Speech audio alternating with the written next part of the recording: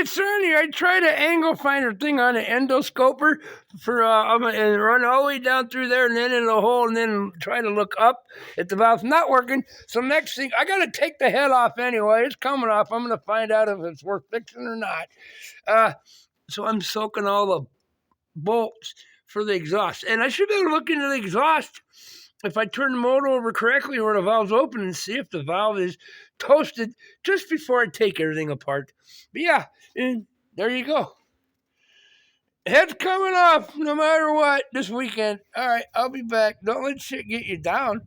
And they say you got the manual and all this shit says you got to take all this stuff up the front and all these belts and everything. No, you don't, unless you're going to replace timing belt. I know how to get timing belt off, and I can get these covers halfway off and then pull a timing belt off and get the head off.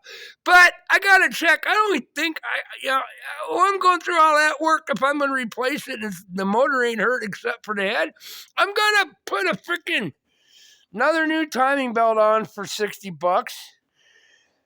Even though this one's maybe got 20,000 on it. It's under here and runs the dual cams and all that crap. But yeah, I was going to make a short, but that don't work. I'm having a beer. Drink a beer and think. Well, I tried. You see, it's got the little angle thing there, but it won't. Well, the app shut off that I downloaded yesterday, and it worked. Now it shut off and said you got to pay for it. So, no, I don't. The head's coming off anyway. But yeah, all I have to do on this is my old cell phone. I was using my old cell phone. This one, the OTG, the new one, the $28 piece of shit, won't even work with OTG on the go cables. But it's $20. It's working until I crush it. I got more stuff to fry. What, bigger fish to fry? No, I got some shrimps to fry. I believe over in the freezer over there. But yeah, so I'm soaking the bolts theoretically right where my thinner's at. Because I got to get the exhaust manifold off, and this thing is just shy of 500,000 miles. Everything's going to be a challenge just to get this stuff off. Because it's never been touched. In 500,000 miles. And it's a 98, and this is 2023, so do the math, snowflakes. It's about 4 years old for you snowflakes. All this got to come off. All this has to come off. This whole big chunk right here is coming off. And I'll see if it's worth repairing, or I can get a used head for $100 plus shipping. That's probably good. It's, 120,000 miles on it. This has got 500,000 on it, basically. So they don't fail very often. What do you expect? Only 500,000 freaking miles, and mechanicals start to fail. Yeah, the warranty on this car was 3 years, 36,000 miles. Yeah. First time I ever had to take the head or anything off, just your regular maintenance and stuff, and timing belts, and replace the transmission on it, 482,000. So, I did that. I hate if the motor inside and internals are fine, I'm probably just going to use head. Or if I can just repair this one, if it's just a chunk of a valve flew off, it'll be good. It's going to keep going. Because, parts, if I pay $100 plus shipping, figure $150 for a used head, plus the gasket sets, $85. Oh yeah, and then fuckers got to drive by and make noise when I'm out here in the country when I'm talking and filming. Okay, figure $300 plus my time and labor, which it's my own shit, so it really don't matter. $300 bill in parts and stuff. That's not even a freaking payment on a used car now for 1 month. And I got the previous videos of with this scope shooting straight down without the angle finder thing on it. And there's no damage to the piston or anything. So the head's going to come off this weekend, hopefully. So I'm soaking everything and get ahead of it. Yeah. PB Blasters. People swear by it. It works, but yeah.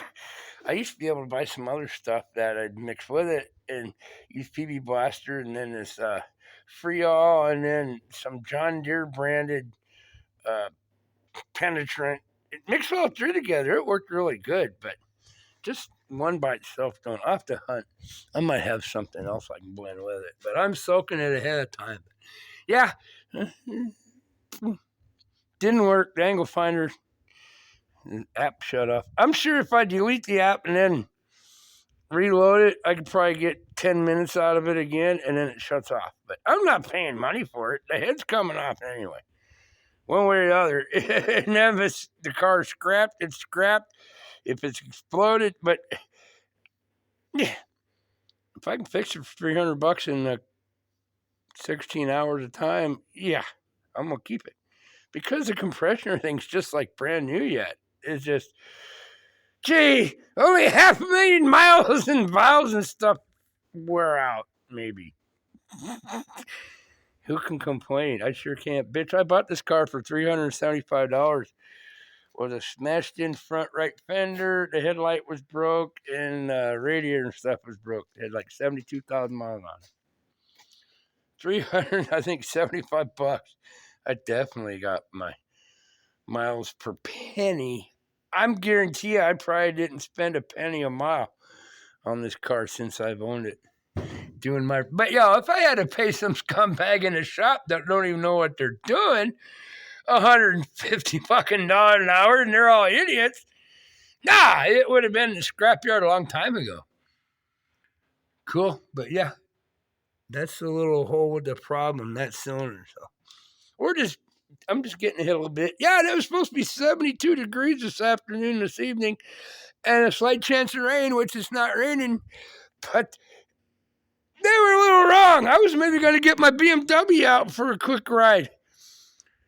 And notice I'm doing this. It's 51 degrees. Huh. What's that? 21 degrees difference from the weather guys saying what the temp was going to be this evening compared to what it is. Surprise, surprise. Snowflake eras. All right, I'll let you go.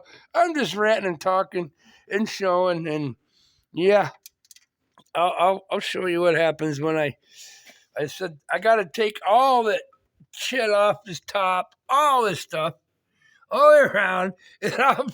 And theoretically, I think I can get by without taking those off. But if I'm doing all that work and it comes out fine, it's all coming off. I'm going to put on a new timing belt that will last maybe 80,000 miles, but it's probably got 25,000.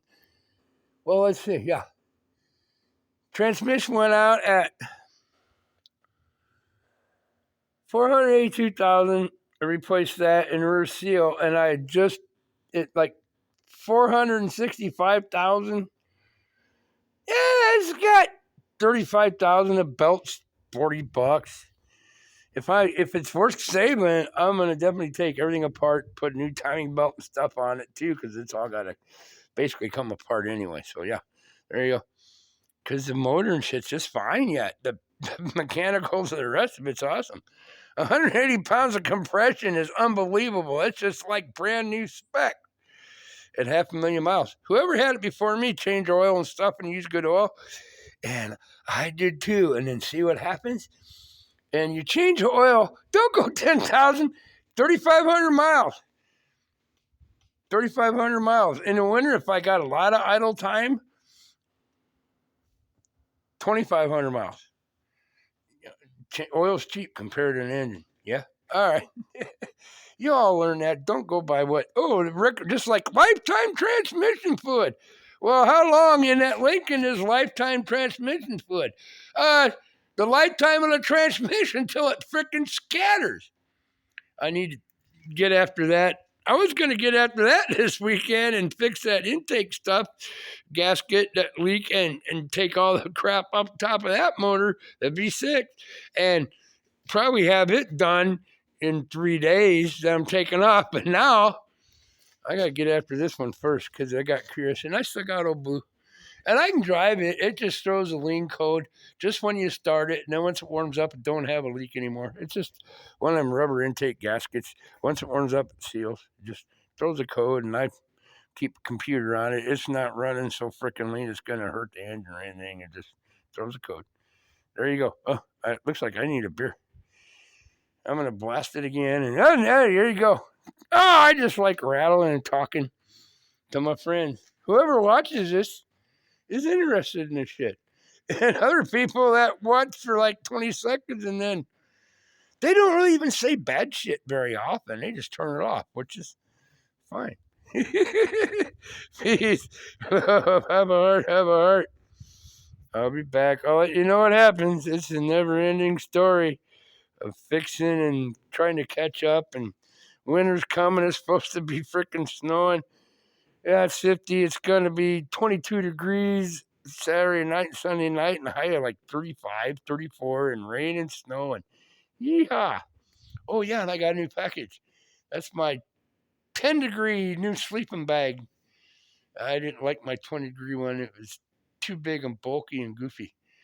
I got it on clearance being it's going to snow for like $40. Cool. It's supposed to be a 10-degree one. We'll see. I'll have videos later if it just don't snow and keep snowing because I'm not going out in total snow. Normal temperature is 64 degrees here. And gradually drop down. We'll see. Yeah. Oh, yeah. Walmart. If you know what to look for online at Walmart, they really got some good stuff. That's not even Walmart branded. Check it out. All right. It's all good. But I was hoping I could get a look at the top of the end with that, but it didn't work. And they want money for the app. Screw you. It's probably $3. I'm not paying $3. I'll delete it and then reload it. But it's got to come off anyway. Yeah. So I just have to wait to find out what exactly scattered and it didn't grenade the whole motor. I said I'm befuddled why whatever happened didn't grenade the whole freaking motor, this interference motor. 99% of the time, even if a chunk of a valve comes off, it gets caught between the piston. I was doing 65 miles an hour when this thing started missing, and I didn't hear a clunk or a bang, and I drove it 65, 70 miles back home and didn't grenade it. So I'm just curious to find out what really is the dealio. Okay, y'all take care, my friends that listen and watch. God's bless. Tomorrow's a new day. Don't let stuff get you down. Knowledge is power. Learn and learn and learn. And if you don't know how to learn or don't want to learn and you got money and you don't have ways to fix, learn who the real, true, good mechanics and stuff are. Okay? Ask around a whole bunch. Don't take them to the freaking Ford shop and don't take them to a freaking garage, a mechanic shop that's running an ad on the radio that we got the best people. And it's, when you're a good mechanic shop, you are so freaking busy. You don't have to buy commercials to try to get business. You get that? If you're an awesome shop, you are booked to the gills months ahead or weeks, in emergencies or whatever, you might let them in. But you're booked up constantly. You don't have to run ads on the radio about how good our freaking shop is because you ain't keeping busy. They suck. Okay? And people figured that out. Ask word of mouth, find where other people that take stuff don't listen to radio ads. If a radio ad says, we got this awesome and all these awesome mechanics and we're great, they suck because a real good mechanic in a good shop is so freaking busy, they don't have to run freaking ads on a fucking radio. That's word of mouth. They do great work and you'll find out who they are that way. Don't take, I recommend never taking a vehicle to get fixed to any, or a semi, or a freaking trailer for a semi, or to anyone that runs freaking ads on the radio because that means they're not busy and they're trying to get business. The best ones are busy, booked to the hilt. All right? Ciao. I love you. I'll be back. I know I drug that on, but that's some good information a lot of people probably don't know. Take care. God's bless. That's it. I will be back if God and the angels let me. Ciao.